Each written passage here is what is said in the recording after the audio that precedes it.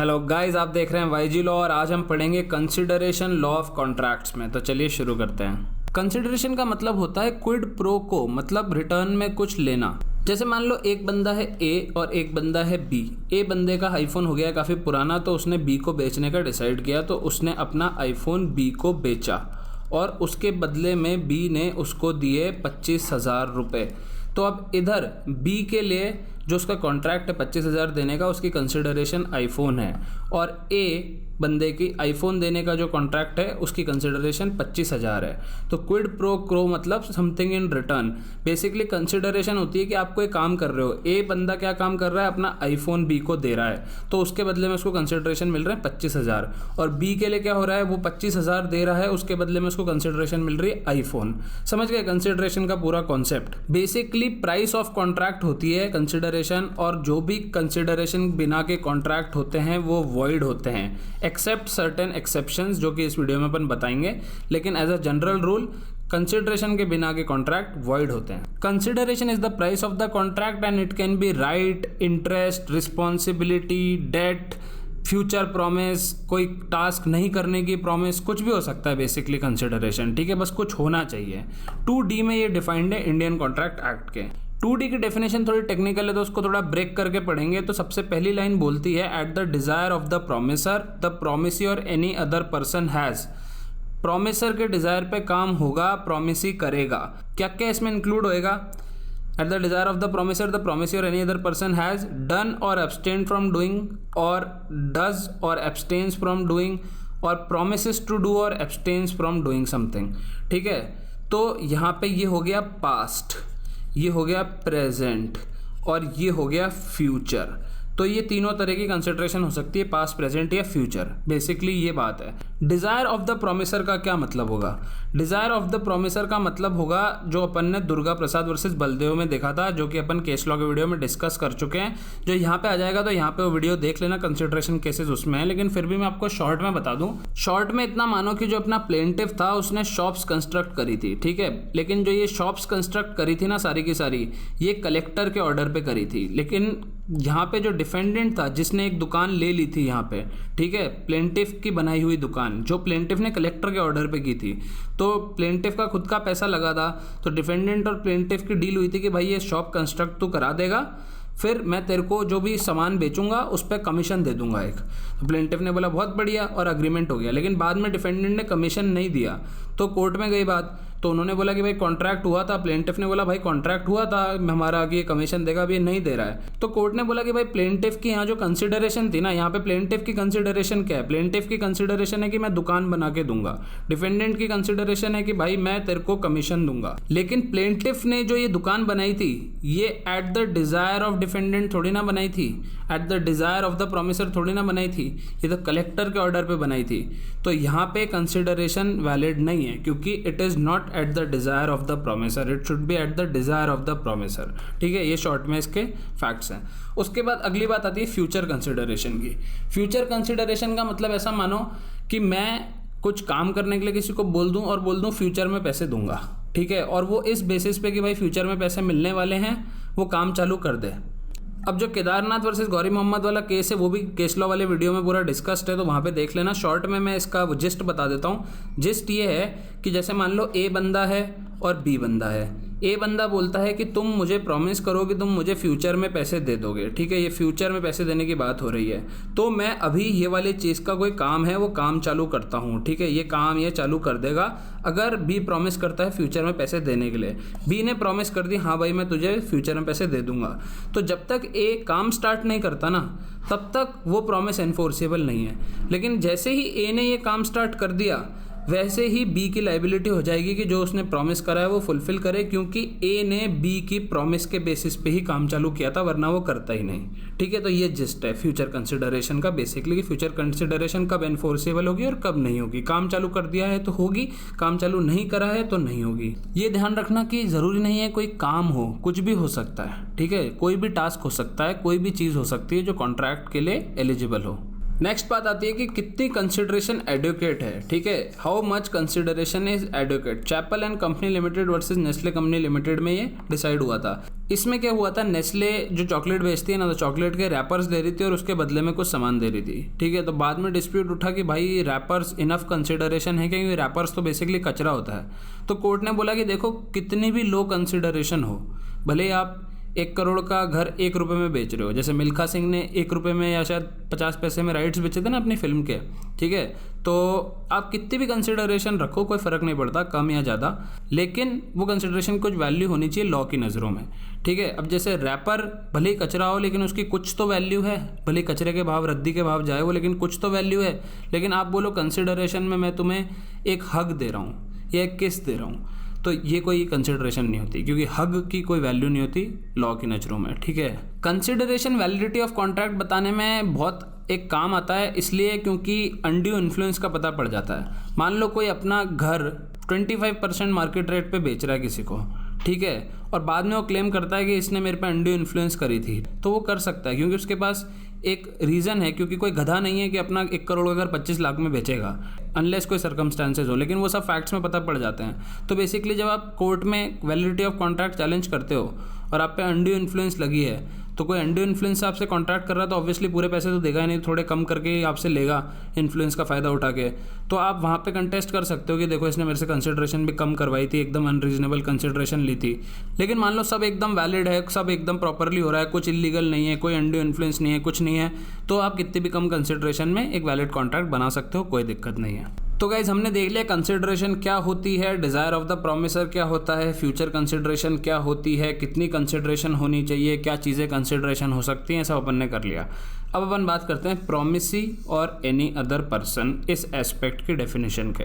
जब अपन बोलते हैं promisee or any other person, तो अपन प्रिविटी टू कंसिडरेशन की बात कर रहे हैं। इसमें पहला केस देखते हैं जो कि है regarding consideration moving from third person, Chinnaiah versus Ramaiah. अब इस केस के फैक्ट ऐसे समझो, ए थी एक ओल्ड लेडी, ठीक है, ये ओल्ड लेडी है। ये ओल्ड लेडी ने अपनी एस्टेट दे दी अपनी डॉटर को। किस शर्त पे दी? इस शर्त पे दी कि ये डॉटर हर साल कितने रुपए? 653 रुपये, ठीक है, ये 653 रुपये अपने अंकल को देगी। अंकल कौन? इसकी मदर के भाई। तो माँ ने एस्टेट दी डॉटर को इस शर्त पे कि डॉटर 653 रुपये अंकल को देगी हर साल। और उसी दिन जाके डॉटर ने और अंकल ने आपस में इसी बात का कर लिया कॉन्ट्रैक्ट कि ये इसको पैसे देगी। लेकिन बाद में ये डॉटर पलट गई कि मैं तो नहीं दूंगी इनको पैसे, अंकल को कुछ भी, क्योंकि मैं इनको 653 रुपये दे रही हूँ, लेकिन ये मुझे बदले में कंसिडरेशन कुछ दे ही नहीं रहे, तो ये वैलिड कॉन्ट्रैक्ट है ही नहीं, कंसिडरेशन होनी चाहिए। तो कोर्ट ने हेल्ड किया कि जो ये माँ ने इसको एस्टेट दी है ना, ये कंसिडरेशन है अंकल को पैसे देने की। और ये पूरा इशू इसलिए उठा क्योंकि इंग्लिश लॉ में there is privity of consideration. इसका मतलब होता है कि consideration must move from the promisee and promisor only, a stranger to contract or third person can not furnish consideration. जिस केस में प्रिविटी ऑफ कंसिडरेशन आया था वो था ट्विडल वर्सेज एटकिंसन। इसमें क्या हुआ था, कॉन्ट्रैक्ट हुआ था जॉन ट्विडल के बीच में और विलियम गाय के बीच में। तो जॉन ट्विडल और विलियम गाय के बीच में कॉन्ट्रैक्ट हुआ। कॉन्ट्रैक्ट क्या हुआ कि भाई जो ये जेटी का बेटा है ना, तो जेटी के बेटे को गाय पैसे देगा, ऐसा कॉन्ट्रैक्ट हुआ था। लेकिन क्या हुआ, गाय मर गया और जेटी के बेटे को कोई पैसे नहीं देके गया। तो जेटी का बेटा क्या, बहुत ही जागरूक बंदा था, उसने केस कर दिया। तो जेटी का बेटा गया कोर्ट और बोला कि भैया ये इन्फोर्स कराओ कॉन्ट्रैक्ट। लेकिन इन्फोर्स कैसे कराओ, गाय तो मर गया। तो गाय का जो एग्जीक्यूटर था ना, एग्जीक्यूटर क्या होता है, जो विल एग्जीक्यूट करता है और जो सारे मरने के बाद मैटर देखता है एक आदमी के, उस एग्जीक्यूटर पे केस करा, ठीक है, कि भाई मेरे को इन्फोर्स करा को दो प्रॉमिस, ये जो तुमने गाय ने जो प्रॉमिस करी है ना पैसा देने की, वो एग्जीक्यूट करो एग्जीक्यूटर। तो कोर्ट ने बोला कि देखो पार्टीज टू कॉन्ट्रैक्ट इन्फोर्स करा सकती है कॉन्ट्रैक्ट। यहाँ पे या तो जेटी करा सकता है या गाय करा सकता है। गाय तो मर चुका है और गाय से इन्फोर्स करा रहे हैं, तो सिर्फ जेटी इन्फोर्स करा सकता है, क्योंकि भैया प्रिविटी है, doctrine of privity to contract है, जो कि बोलती है कि party to contract can only enforce the contract. तो ये सूट सक्सीड नहीं हुआ। लेकिन ये यूके में सक्सीड नहीं हुआ क्योंकि ये इंग्लिश लॉ है और इंग्लिश लॉ में होता है privity to contract, privity to consideration. अब ऐसा नहीं है कि ये मैं पूरा आपको बता दिया कि ट्विडल वर्सेस एटकिंसन में इंग्लिश लॉ था और अपने इंडियन लॉ, और अपने इंडियन लॉ में तो ऐसा कोई कॉन्सेप्ट ही नहीं है। अपने इंडियन लॉ में प्रिविटी टू कॉन्ट्रैक्ट का कॉन्सेप्ट है और प्रिविटी टू कंसिडरेशन का भी है, लेकिन कुछ एक्सेप्शंस हैं। वो एक्सेप्शन में नंबर 1 है ट्रस्ट या चार्ज ओवर।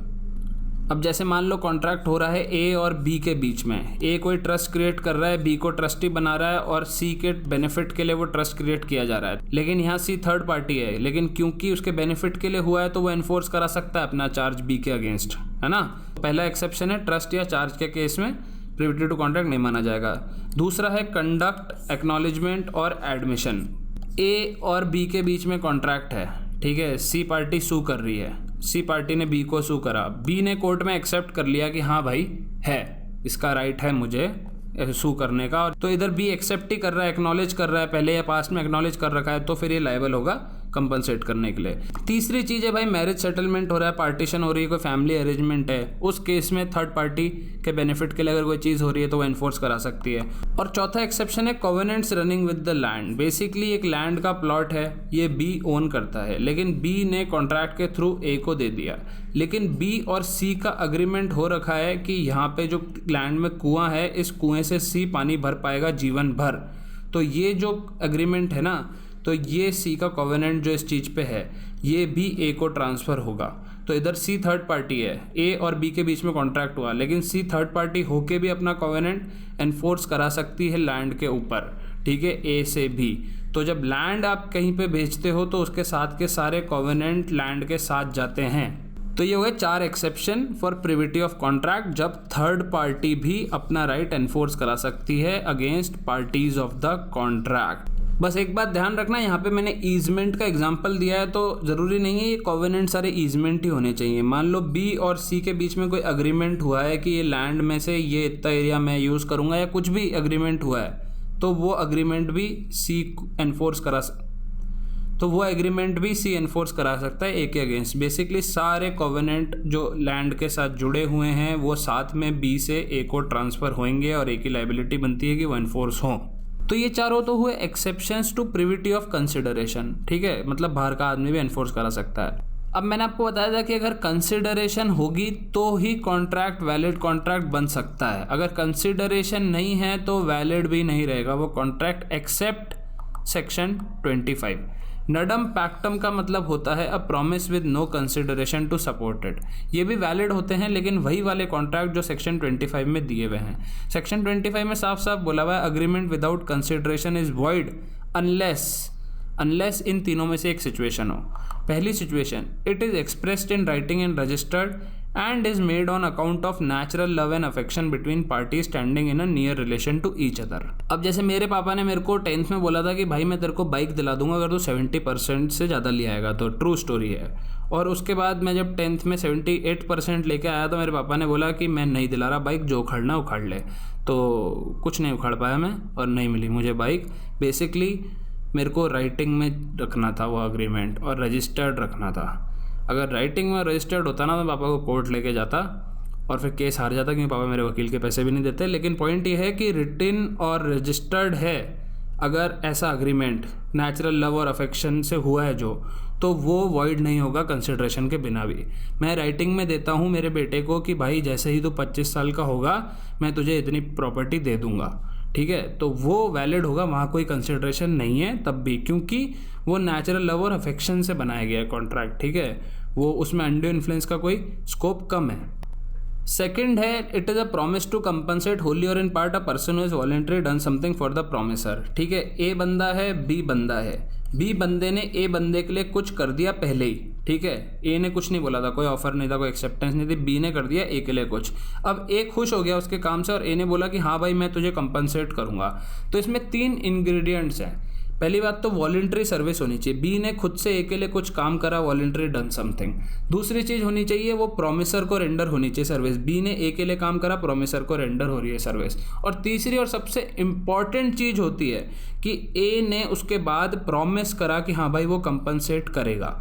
मान लो बी ने ए के लिए कुछ करा, ठीक है, और वॉलंटरी करा, और ए ने कोई कंपनसेट करने का प्रॉमिस नहीं किया, तो ए भाई जा सकता है कुछ दिए बिना कि बोले मैंने तेरे को थोड़ा बोला था ये काम करने के लिए, तो तूने खुद ने किया। लेकिन अगर वो अग्री कर देता है पैसे देने का, तो वहाँ वो कॉन्ट्रैक्ट हो जाएगा, भले कंसिडरेशन हो हाथों हाथ कुछ या ना हो। और तीसरी चीज़ है टाइम बार्ड डेप्ट। टाइम बार्ड डेप्ट ये होता है कि भाई लिमिटेशन स्टैचूट की वजह से अब आप अपना डेट रिकवर नहीं कर सकते। मैंने किसी को 10,000 रुपये दिए लेकिन इतना टाइम निकल गया कि अब मैं बाय लॉ उससे एनफोर्स करा ही नहीं सकता कि वो डेप्ट चुका दे, ठीक है। लेकिन अगर वो सामने वाला बंदा एक्सेप्ट करता है राइटिंग में कि भाई हाँ मैंने डेट लिया था और मैं चुकाऊंगा, तो वो एक्नॉलेज कर लेगा ना, तो वहाँ पे वो कॉन्ट्रैक्ट हो जाएगा।